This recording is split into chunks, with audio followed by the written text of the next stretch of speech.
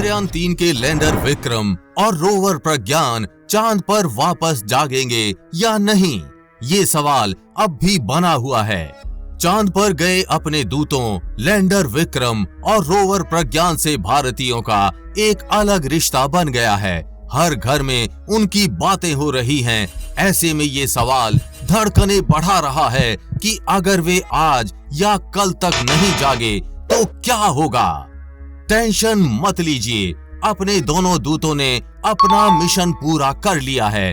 अगर वे उठते हैं तो ये बोनस की तरह होगा। साइंटिस्टों का कहना है कि दोनों दूसरी पारी के लिए उठें या ना उठें, चंद्रयान-3 मिशन सफल है। उसके सभी उद्देश्य पूरे हो चुके हैं। रोवर ने चहलकदमी की, रास्ते में बड़े गड्ढे को पार किया और इसरो को पर्याप्त डेटा भी भेजा। वहां से लौटने का रास्ता भी साफ कर दिया। जी हाँ, विक्रम ने चांद पर उतरने के बाद हेलीकॉप्टर की तरह एक छोटी उड़ान भरी थी।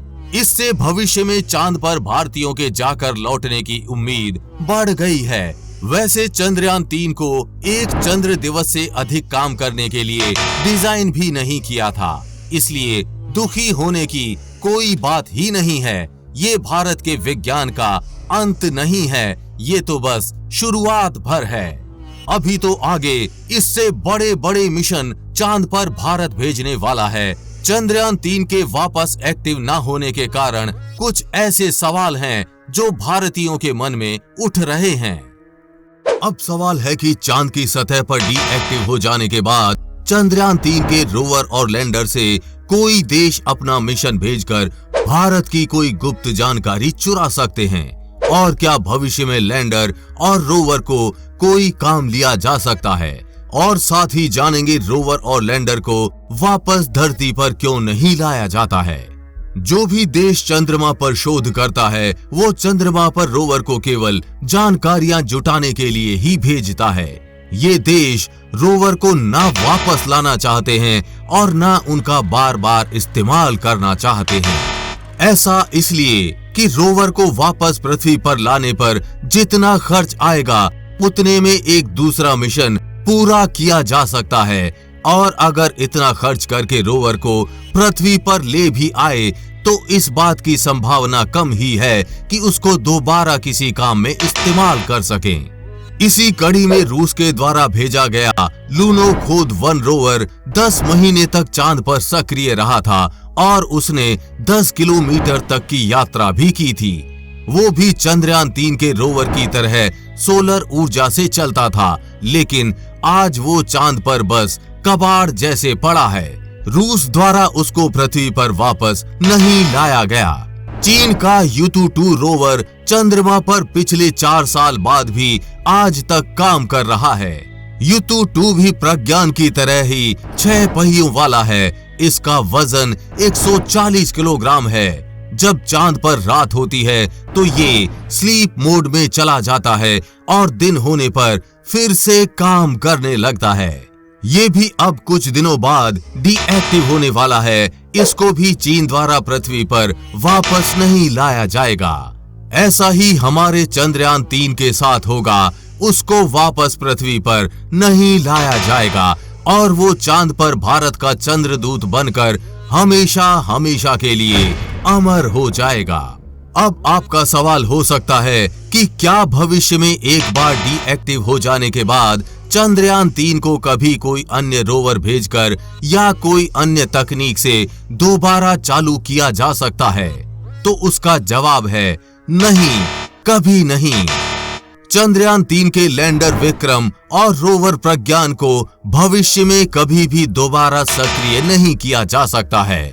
इस दिशा में अब तक कोई प्रयोग नहीं हुआ है, ना ऐसी तकनीक का विकास हुआ है। हालांकि भविष्य में मौजूदा रोवर्स और लैंडर्स को सक्रिय करने के लिए कोई अन्य रोवर या कुछ और भेजने का प्रयोग अभी भी विचाराधीन है, लेकिन ऐसा होने में अभी और समय लगेगा।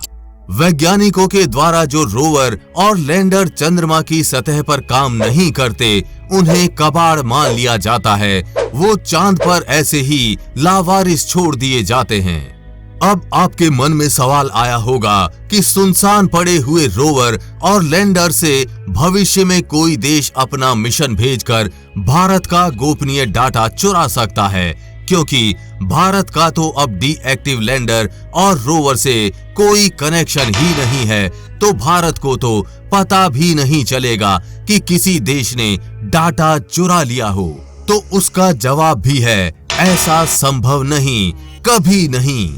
चांद पर रोवर्स जो जानकारी जुटाते हैं और हमें पृथ्वी पर भेजते हैं वो काफी मूल्यवान होती है, लेकिन वो जानकारियां रोवर्स या लैंडर्स में सेव नहीं की जाती हैं ताकि उस उपकरण में कोई गुप्त जानकारी ना रहे। चंद्रमा पर भेजे जाने वाले दूसरे देशों के रोवर या किसी अन्य इकाइयों की ओर से प्रज्ञान रोवर से गोपनीय जानकारी जुटा लेने की संभावना नहीं है, क्योंकि जब कोई दूसरा देश चंद्रमा पर रोवर या कुछ और लॉन्च करता है तो उससे जुड़ी जानकारियां दूसरे देशों से साझा करता है, जिससे कि अन्य रोवर्स को कोई नई जानकारी ना जुटानी पड़े। क्या आपको हमारे द्वारा दी गई जानकारी से पहले पता था या नहीं? नीचे कमेंट बॉक्स में लिखकर जरूर बताएं। हम उम्मीद करते हैं कि आपको ये जानकारी अच्छी लगी होगी। चंद्रयान 3 पर लगातार आगे भी अपडेट्स आते रहेंगे, इसीलिए अभी चैनल को सब्सक्राइब करके बेल नोटिफिकेशन ऑन जरूर कर लें। वीडियो को लाइक और शेयर करना ना भूलें। जल्द ही मिलेंगे ऐसी ही इंफॉर्मेटिव वीडियोस के साथ और आपको कुछ अच्छा सिखाएंगे।